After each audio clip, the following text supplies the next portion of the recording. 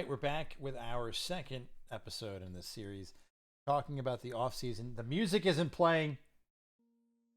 Fix it, don't worry. Outtakes. I'm keeping that. We're just gonna keep it going. Uh, Off season review with the Microaggressors division, the second of our three divisions that we're going to be reviewing here. Hope you guys enjoyed the first video as we talked for 46 minutes about the new division of death, the Real Men of Genius. And I expect to talk for a good chunk of time about the Microaggressors, and we're going to talk for a good chunk of time about the Joe Millionaire's divisions. I love the created names. I think that's such a fun wrinkle to have in our league. This division, another interesting one. It's got Brownout in it. It's got Rudy Was Offsides in it. It's got Ticket to Ride and everybody's favorite, the implications. The second of two divisions. Both of us losers in it. Yeah, seriously. We are. So there's you and I, and then in the Joe Millionaire's division, the Pandas and Flynn will have we'll be sharing a record for most games played against one another, which I think is a fun stat. I think that we can't escape each other. We can't. I remember my initial reaction when the things got revealed is, "Hey, we're in the same division," and then I was like, "Ah, fuck, we're in the same division." And then here we are again. But I think Unicorn and Flynn will have the record for most games played against each other because they played against each other in the playoffs this last year. Yeah, all the time. You and I did not meet in the playoffs, or did you knock me out that one year? I think you knocked me out the one year. I think it was the year where you went all in. Yeah, the only year that I had any form of success. So maybe, I don't know, but it's just a fun statistic that. But I think that was our only playoff matchup. It was my only playoff matchup until I then lost to the Pandas as well. Okay. Each episode, I just have to talk about how much my team. Remember, guys, this game is fun. It's supposed to be fun. This is supposed to be fun. It's not supposed to be donating money to websites or league safe. But let's talk about the Microaggressors division. This is a very interesting division to unpack. We've got a very split division. Two teams that have clearly said, "I am rebuilding," and two teams that have clearly said, "I am not." And so I think that you put us on the same division, and it's gonna put us on a collision course. You know, Rudy Was Offsides, and the implications are gonna clash in terms of who could suck more. And is this a toilet bowl game in the future? And I think that we can all predict that it will be the same way that I think we can all predict that Brownout and Ticket to Ride theoretically could be a playoff matchup if both teams make the playoffs, and then depending on how the seeding goes and all that good stuff. But let's get to it, starting with our division leader, Brownout. Notable player losses: Travis Etienne, Tony Pollard, and Devontae Adams gone. Notable players gained: Jonathan Taylor, Khalil Shakir. So, you know, I think there's a fun conversation to be had there in terms of, is this better? Which side is better? You know, Devontae Adams is older. Etienne and Pollard, there's so many question marks around them, kind of. And then you've got JT and Khalil Shakir. JT kind of undisputed number one. Shakir, he's a fun conversation too. But he did sign a long-term deal with Josh Allen as his quarterback, so that's a plus. Goes into the draft with 211, 306, 406. Comes out with Trey Harris and Brashard Smith. A lot of optimism around Trey Harris in terms of what he can do there. And we'll have to see how that works out for Brownout. But Brownout, a team that is similar to Morgan in the sense built on depth, but significantly bigger players. That's why we've seen them win a title. That's why we've seen them go back to a second title game, falling just short. But a lot going on for Brownout. Hit on Bucky Irving last year. Hit on Bo Nix. Yeah, good many good picks there. Yeah, some very good ones. I got a question for you before we move on. So yeah, talking about the players he lost, players he gained. Say that you've got Devontae, Etienne, and Pollard. Would you accept a trade of Taylor, Shakir, Harris, and Smith for those three? Like, would you sell Devontae, Etienne, and Pollard for Taylor, Shakir, Trey Harris, and Smith? I don't think I would. You would? I think so. So you're taking 211, 306, and 406 out, right? Is that what you're saying? Yeah. I'm just talking about like the players on the left, players on the right. It's a 3 for 4. You're selling Adams, Etienne, and Pollard, and you're getting Taylor, Shakir, Trey Harris and Smith. Yeah, I would. I'm looking at that and I'm like, I think I'd rather have Devontae, Etienne, and Pollard. So I will give my 2-second thought process for each player. Devontae Adams, enough said, right? Etienne, first round pick. I understand he had a shit year last year. This is such a buy low for me. Yeah. Tony Pollard, everybody wants to hate on the guy, including myself. The dude is clearly undisputed running back 1 in his backfield. I feel like that's a buy low. Jonathan Taylor, dude's a stud. Khalil Shakir, again, Josh Allen's his quarterback. They signed a long-term deal. Trey Harris should be the addition that the Chargers need. Rashard Smith, who cares? So I think, when you line these guys up 1 for 1, I mean, JT, whoever you line him up to, he beats. I'm not. I like Trey Harris. I'm thinking Taylor last 4 games, he scored 30 plus fantasy points. He was going nuclear, when it mattered. I think Jonathan Taylor's the best player in the always deal. Had that capacity to do that. Yeah. So I just wanted to talk about that because I saw the players and I was like, wait a minute, let's just do this as a trade. Yeah. Yeah, I think Jonathan Taylor's the best player in the deal, and so I think that's something to be excited about. I think that he plus Trey Harris is greater than Devontae Adams and either of the other guys. And I personally like Shakir a lot. In fact, I didn't realize that my cap space had been I wasn't able to bid for Shakir more. Otherwise, I would have been bidding for Shakir more. I'm glad I didn't end up with him because I was in a bit of a cap trouble myself. But I like Shakir a lot. I think I'd rather have Pollard than Shakir. I think I'd rather have Shakir than Etienne. But I think Jonathan Taylor's the best player. Huh? He's a nice little player. I don't know if he'll ever be a wide receiver 1, but I mean. No, but I think if he's your wide receiver 3, you're happy. I wouldn't want him to be my wide receiver 1 or 2. I think if he's my flex guy or my 3, I'm okay. But yeah, I think it's a fun question. I think it's fairly even. What we obviously should probably have taken into account in this conversation is that massive $240 cap hit that Jonathan Taylor is. I wouldn't pay $240 for Jonathan Taylor. There's a reason why I traded away Jonathan Taylor to K-Migs is because that was too expensive for me, but not expensive for someone who's managed their cap well, like Migs has. But that's a fun question, fun conversation. Would be curious to hear your guys' thoughts as well. Leave in the comment section. Don't forget to like and subscribe. That's probably a little distasteful, but that's okay. It's me. Let's talk about the overall feelings that you guys had about Brownouts offseason. 2.63. Kind of in the middle. Yeah, middle-ish. Very average based off of what he says. I told you, people are not nice. Let's see what the average is. The average is 2.9, so a little bit less than average for K-Migs and Brownout. Not a single 4-star review. There is one 5-star review. There's one 5-star. Comment the best. I think that's Migs. I'd bet $1. The rest of the league split down the middle between 2s and 3s.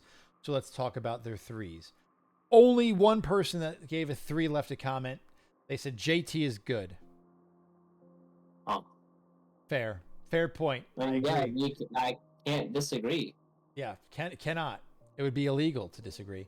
Lots of 2s, all echoing very similar statements. Oh boy, run it back, but worse this time. Not exciting, but didn't really need to do that much. In K-Mig's defense, he didn't need to do anything, but it could have been better. Dying a slow death. And when it comes to injuries, this team is a stack of cards on a fault line. Dying a slow death. So it's interesting. Half the league gives half the league gives 2, right? And then half of those 2s are, hey man, it wasn't anything sexy, but you're good. We like your roster. The other half this guy sucks. The thing is with K-Migs, he won the startup because he had so much good talent just spread out throughout his team. I think the knock on his roster over the course of the years, I know he won one championship, But like over the course of this whole season's continuity, I mean, I know we have some new guys here that are learning a lot of this context for the first time. He has just always had a good team, but it's not like he's ever had like the bona fide superstars on his roster, like Cam's had, like I've had, like you've had, you know. But he's always been consistently good, you know, sustained success because he's got just talented players that score fantasy points. He's hit. Yeah, plug and play, and you hit on rookies like Bo Nix, you hit on rookies like Bucky Irving. Yep. I mean, that just your talent influx, just it stays relevant and it just keeps you relevant. So I mean, I think he's made good trades to strengthen his team when he needed to. I think that, you know, whatever the process is there for drafting is great. You know, A-Chain, which, you know, wasn't necessarily a risk, right? But like, picked him a couple of years ago. Bucky, Jared Goff has worked out so incredibly well on how cheap of a deal that's been for him. Yeah. You know, he got Ayuk when he was young.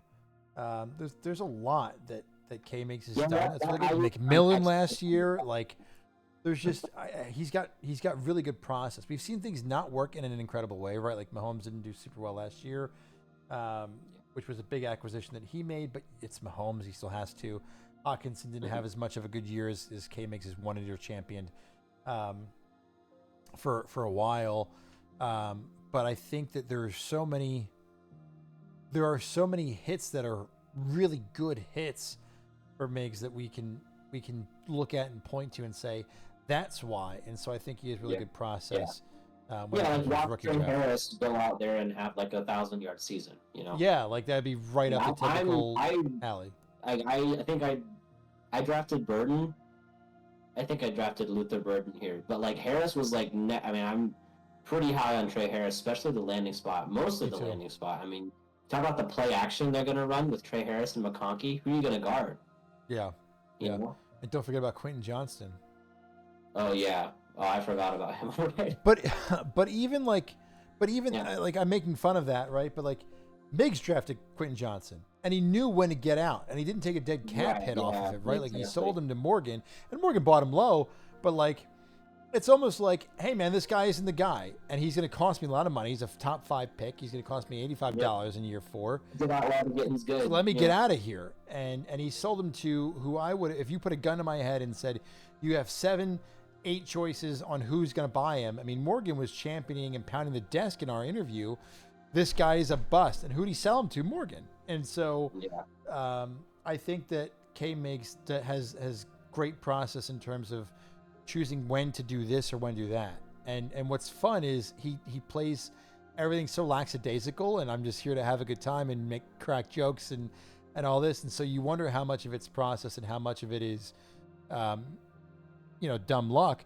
But clearly there is a lot going on and a lot of this thought going into his decisions, because I don't think that he would have had the success that he's had with his startup picks, his rookie picks of last year, of this year, and his trading, if there wasn't a lot of thought going into it. I think he's a great player. Off-season review for K-Migs is literally just a symptom of being at the top for as long as he has. Right. He's the villain, and it's like interesting because what was Cam's? That's what fun. Was Cam's rating versus very similar. So K-Migs coming in at 2.63, Cam at 2.81. Very close. Which is interesting. Yeah. No, that's slightly very below average. Yeah. Yeah. But yeah, some of those comments, that's crazy. Like dying a slow death. I don't see Brownout not competing for like the next 3 years. Like, you know what I mean? Like, I don't know where the dying the slow death is coming from. Let's take a look at the roster. I don't think so either. I think their contracts are nice and spread out. Yep. You might be able to gripe a bit, like, at how many, like, this is okay money, like in how much money you have to spread between the players you have. Yeah, because if we look at the cap breakdown, I think that and I mentioned this in our first episode, 400 is kind of in the middle. So 600 for Rudy, 723 for the implications. Pandas, if I'm not mistaken, are in a really good spot. So there's some teams that have some more flexibility in terms of money. Like there's like 4 or 5 teams that are over the $500 mark. But like even with that information, we still don't see any major players that are just going to walk out the door, like we kind of talked about with Chase a little bit. You have Mahomes and Taylor who are probably going, but then you've got your franchise tag, you've got RFA, Terry, but like, okay, Brees, okay, we'll really see if he's a Hawkinson believer. We'll see what happens with Njoku if he leaves next year or whatever. He spent a lot on Shakir. I don't know if you pay that again unless he has a great year. But like, look at the players he's got locked up for quite some time. I mean, took the opportunity. Yeah. Look at Bucky Irving's contract. $8, 18, 18, 18. Yeah. I mean, that's a top tier. He have to be an LB1 to get back value with that. I mean, he can. Right. Like, that's like, I think the thing that makes this so much fun is, so we talked about Trevor Lawrence in the last episode, and I meant to bring up a point that I didn't, but it's like, who would you rather have? Trevor Lawrence costing you $145 or JJ McCarthy costing you $22? 20. Yeah, exactly. You probably want McCarthy, right? Who would you rather have? Any other running back? Henry's costing you $125. Saquon's costing you that much. CMC's costing you $350, or Bucky Irving for $8. Bucky, right? And like K-Mig, and not only that, but like K-Migs didn't let anything happen. He said, "Yeah, it's the guy. I'm extending him 3 years now. Like today, done. End of the conversation. Yeah. Locked him up. A-Chain locked up. Ayuk locked up. Wilson locked up. Goff locked up. Amon-Ra locked up. Like Nix is still on his rookie deal. Like this is great. I don't see the slow dying death. I think there's going to lose players. It's kind of like what happens. It's when you win a championship and when your things are going well, you're going to lose some players. And people are going to hit the top end of their pay scale. But, like, he's not in cap hell. He's at $440 next year. He doesn't have, like, these crazy dead cap hits or anything. He's gained money from this trade. He's gained money from this one. This, like, I think that this is a very good, wise roster construction. And you guys need to tone it down on the K-Mix hate. Yeah. Because I hate him. But I like his team. I like his team. But yeah, that's a fun one. Any other thoughts for Brownout, or we move forward to everybody's favorite team? That was it. Just tone down the King tape. Have some respect for my homie. I did not. So now we're going to talk about the implications. I did not read anybody's comments on my team to be able to react to them live on stream. I should just send them to you and you read them to me. Probably should have arranged that beforehand. If I am not mistaken, I'm just going to go for it. Nobody cares about the fucking dog shit team. If I am not mistaken, not the worst rating. Appreciate you guys. I was given a rating of 2.36, which is tied for the second lowest in the league, and is more generous than I expected from you guys. Let's talk about the ratings. Got a 4 from one team that said good draft. I guess I should put that up on the screen before we even do that. I'm so excited to see you guys belittle me in a public forum that you sign with your name. What you do here? Losing Devonta Smith, losing Jonathan Taylor, losing Aaron Jones, adding Amari Cooper and DeAndre Hopkins. To defend myself, notable players gain of the offseason. This should have been left blank. I agree, but I felt like I had to put something there, and so something is there. Yeah. Enter the rookie draft with. Oh, go ahead.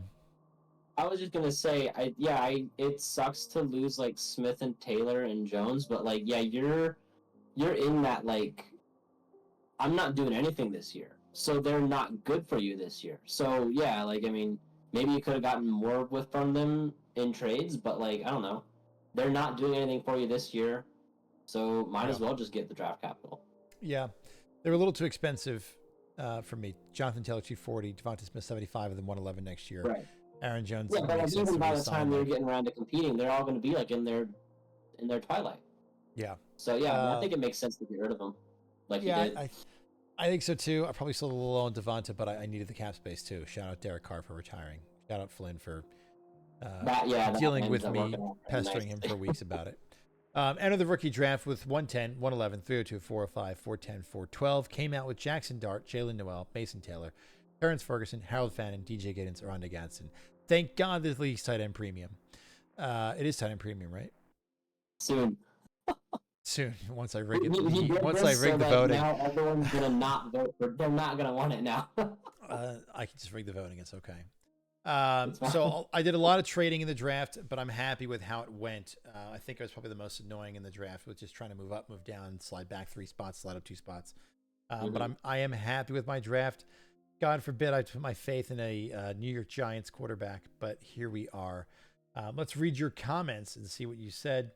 4 stars, a good draft. Thank you to that person. Couple 3 stars, 1 left blank. 1 nice progress digging out of cap hell. Thank you. It's not fun. 1 left blank, and then this is a long one. This is gonna be painful. All of your team's hopes are in Brian Daboll. Do you feel comfortable with rooting for the success of a Giants quarterback? No. That's what this season boils down to, I think. Did you get a long-term starter quarterback, a piece to build around once you crawl out from the depths of cap oblivion? I could not agree with that sentence more. I think if this pick hits, it's going to be so much easier next year. If this pick does not hit, then it doesn't matter. I will say, Jackson Dart and Eli Manning were spotted together. Was it yesterday or something like that? I mean, they're both Ole Miss, so maybe there's something there. Maybe this is the only share of a Cowboys, Redskins, or Giants player that I have. I think I've got disgusting? I have. So it's gross. I have many shares of. Do I own him in this league before I out myself? I have many shares of a particular running back in the division that is not an Eagle. I probably have him here, so I want to make sure that I don't out my. I do. I have so many Miles Sanders shares. It's insane. I think that he could be the guy, but that's it. I don't have I have no CeeDee Lamb. I have no Dak Prescott. I have no Jaden Daniels. I have no Terry McLaurin. I don't want anything, and so picking Jackson Dart sucked. But I knew that Rick was going to take him at 201 if I didn't. Need a quarterback, and so I did it. Yeah. So no, I don't feel comfortable. I do not feel comfortable rooting for Giants quarterback. Knowing me, he's for sale if he looks anything decent, because everybody is for sale at the right price except for Nico Collins and Patrick Mahomes. Multiple 2-star ratings. This is where it's going to get fun. A blank one. I get that money's tight, but this hurts to look at, and I don't like your draft. Thanks. Got older at wide receiver. Dart and Noel have potential, but this offseason has nothing to be excited about. I agree. This last season as well, nothing to be excited about. And this coming season, nothing to be excited about.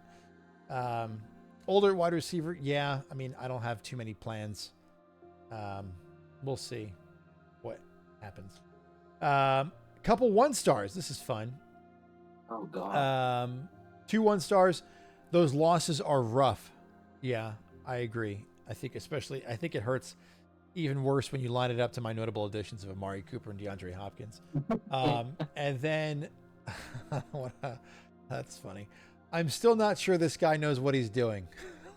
Oh, gosh. That was unicorn 100%. I don't know if I know what I'm doing either. I will tell you what. I know what I'm doing in 2026's offseason.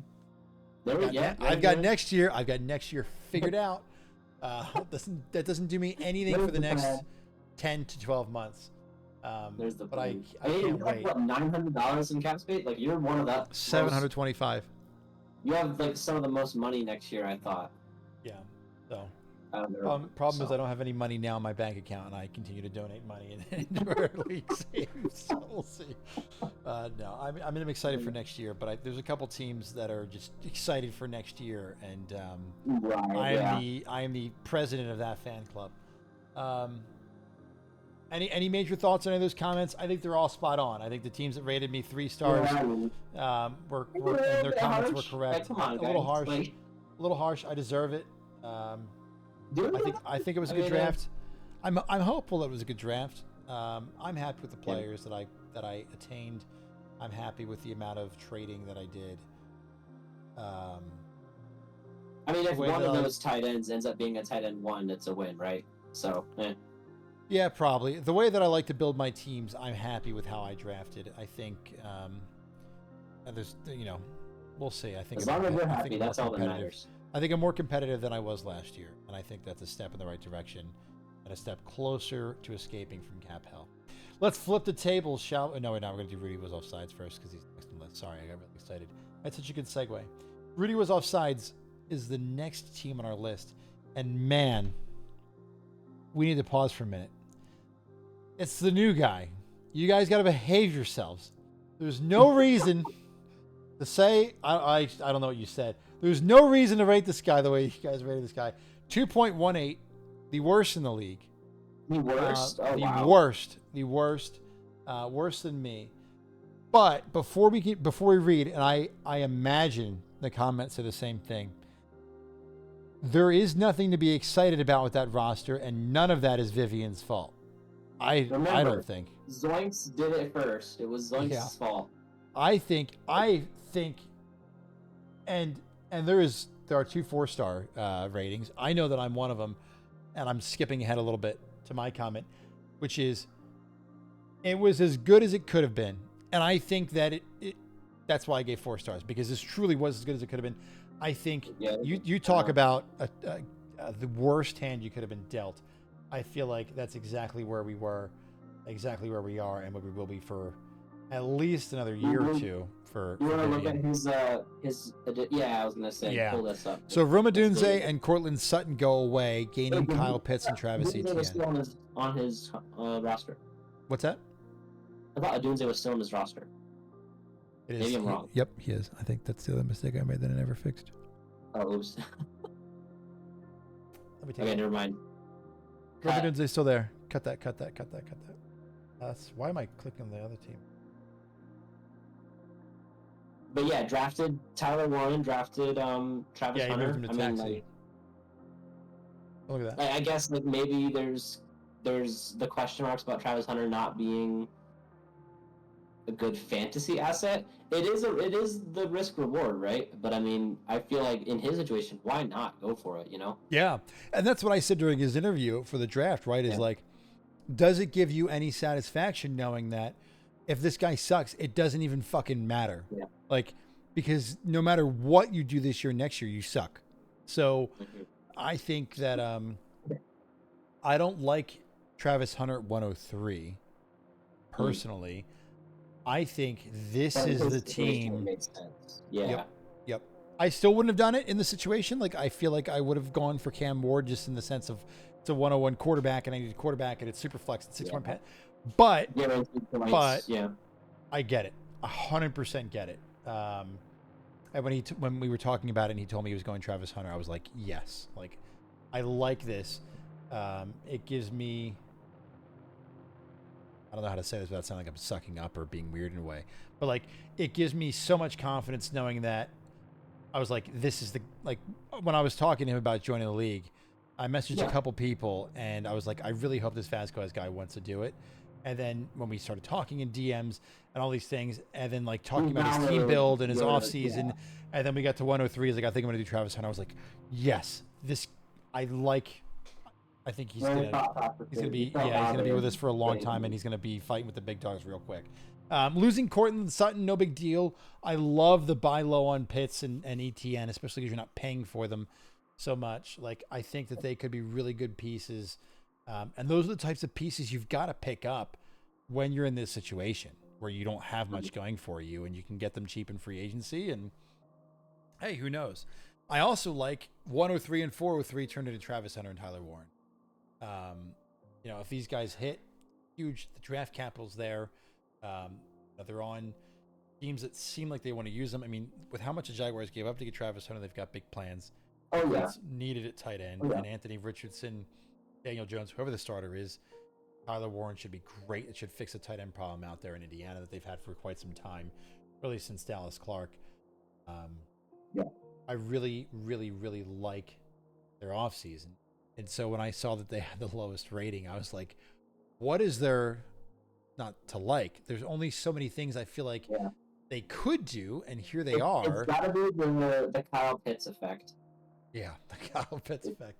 Well, let's read some of these comments together. What are these other comments? Yeah, let's look at them. So again, I mentioned that there's 2 teams gave them 4 stars.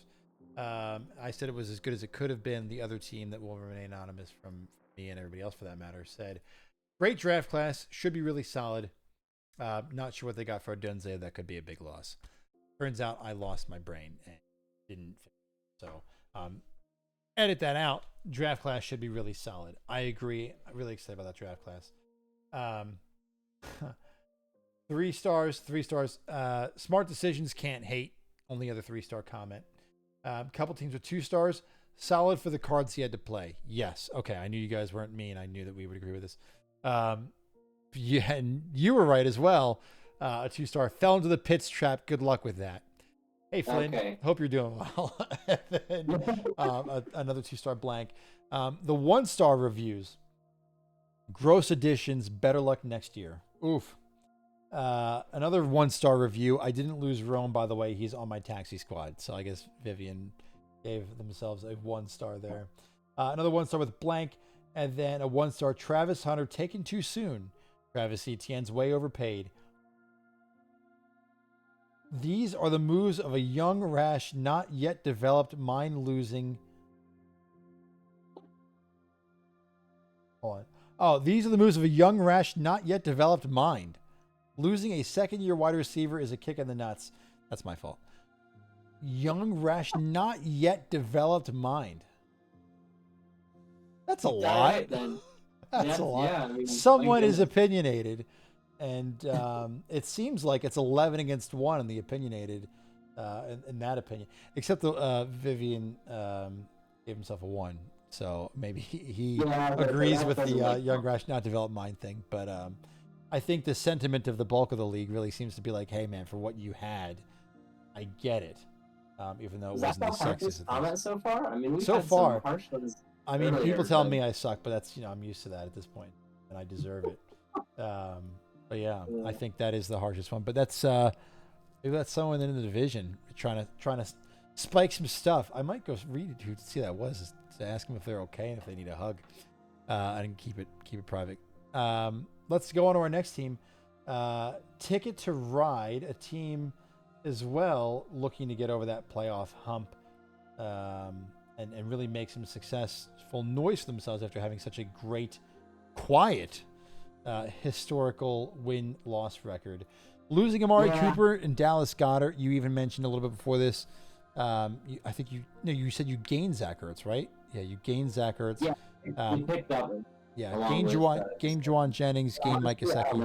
I kind of I still like Goddard. He's still my guy. Yeah, amen. So, lost Cooper, lost Goddard, gaining Jennings, gaining Gesicki. I mean, pretty comparable, right? I think Gesicki theoretically is more upside than Goddard this year on that offense. Yeah. I think Jennings is more upside than Amari Cooper. I think you'd have to be kind of crazy to argue that, especially with Cooper still being a free agent. 2 turns into Luther Burden, 313. Did get traded, but you did get Jarquez Hunter, and 407 turns into Ty Felton in a sense. Talk me through your thought process coming into this offseason. Overall, I think these and these are pretty good values. These and these are good values. Like, it's pretty even across the board.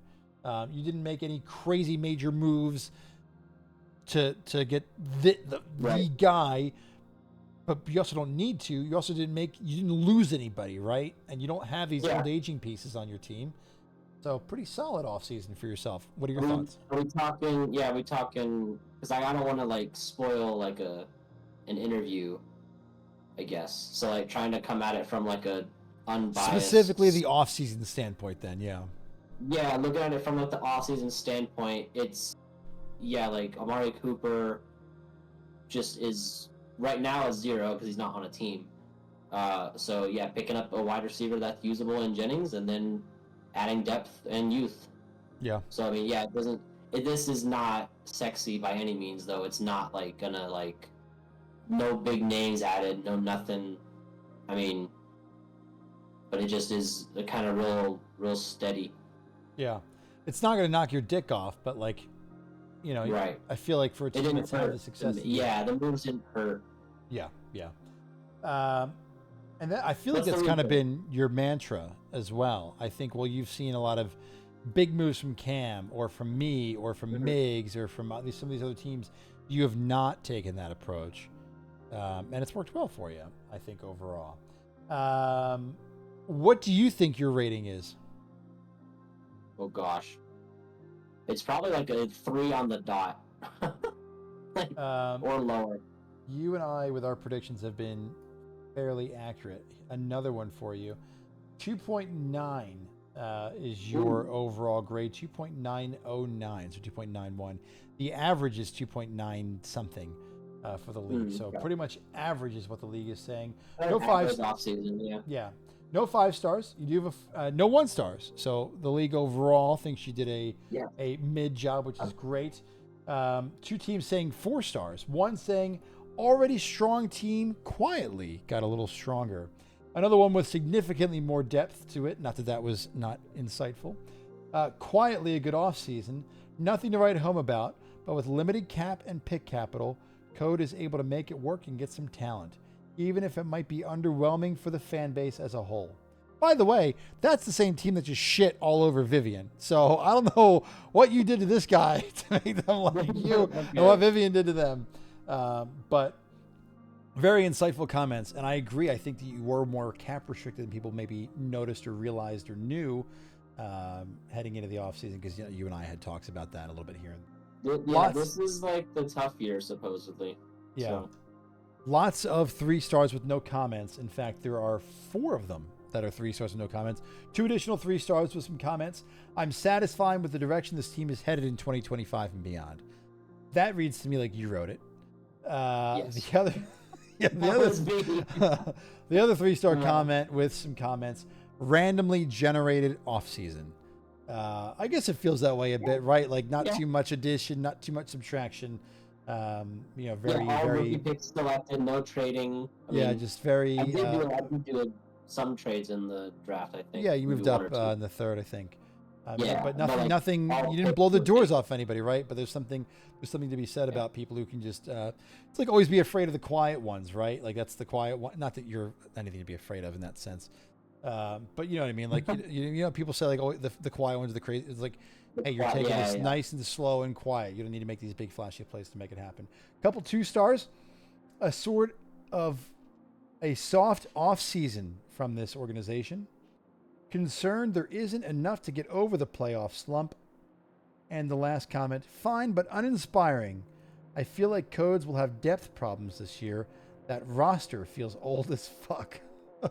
It does feel like that. Yeah, I've got a couple like late 30-year-olds. Look at Yeah, us. a couple oldies on that team, but those oldies have proven to be mostly successful for you. But I So the also, wheels fall off. You know what I mean? Like that's. the other thing too is that you've got a lot of contracts expiring. So even if these oldies do suck, it's not like you're tied to them for so long, right? You know, the people that you've got these contracts with, the 3 players Yeah. you've got long contracts with, Jose Flowers, Keon Coleman, Luther Burden. It's not like you're in this department of having Christian McCaffrey on a 4-year deal or something. Yeah. But you know, there's going to be. Yeah, we need Keon to do something this year. Yeah. This is the year for Keon to prove it to me. Yeah. Otherwise, Yeah, I knew year one he came in the league raw, but now the Bills didn't really add anybody notable. Yeah, and he came out recently and said he played like shit his rookie year, I think, or something like He that was too. not. Which Not. I appreciate the self awareness. So, but overall, that does it for the Microaggressors division. Appreciate you guys coming, hanging out, and watching this with us as it premieres on Monday. Friday, we are going to have the next one show up, the Joe Millionaires division, talking about some of our favorite teams in the league, going over what the Pandas are doing, what Flynn is doing, or I guess not what they're doing per se, with how the offseason went. Escobar's Hippos really going in their first full-on offseason, really putting their stamp on that team. And Justin's Deli, another team who has had another interesting offseason. Any final thoughts as we wrap this thing up and kind of head to the next one? I feel like this is like the least favorite division. Like I feel like there's like a lot of talk about like Real Men of Geniuses and like the Joe Millionaires is funny and stuff, but it's like just the name of our division is just like so apt. Sounds like a microaggression. Yeah, I am. That's great. It's getting a little macro. You might not belong in this division. I think that it's just because, if I can share my opinion, our division's so cut and dry. Like, I suck, you're good, Vasquez sucks, K-Migs is good. Moving on. Like, we're just having a battle for first. Yeah. We're going to see who wins the division between you and K-Migs. The Real Men of Genius division, place your bets. You could tell me any 4 of those teams win the division, and I see it, except for maybe Rick so easily, but like I still see it. And I think this division is really interesting too. Allen has stayed in. We obviously have Flynn on the up and up. The Pandas are teetering on that line, and I'm excited to see how Nate does after a full really year of now. This is my team. Roster, yeah. Yeah, like he's really started to. You can feel his pieces now on the team. Like, it's not an orphan. This isn't Dan's team anymore. Like, you can really feel like he's got his pieces on his team. Still has a lot of work to do, of course, and he knows that. But he's really started to put his imprints on that team now, and so that's fun to see. Whereas it's like, I don't think our division feels that way so much. Yeah. But so we'll talk about the fun one next time, guys. This is the middle episode. It's like a trilogy, right? Don't trilogies start well, kind of have a dip, and then go back up? And then they get better. Yeah, well, maybe we'll get better next time. But this was fun. Hope you enjoyed watching. Can't wait to discuss this with you in the comments. See you in the next one.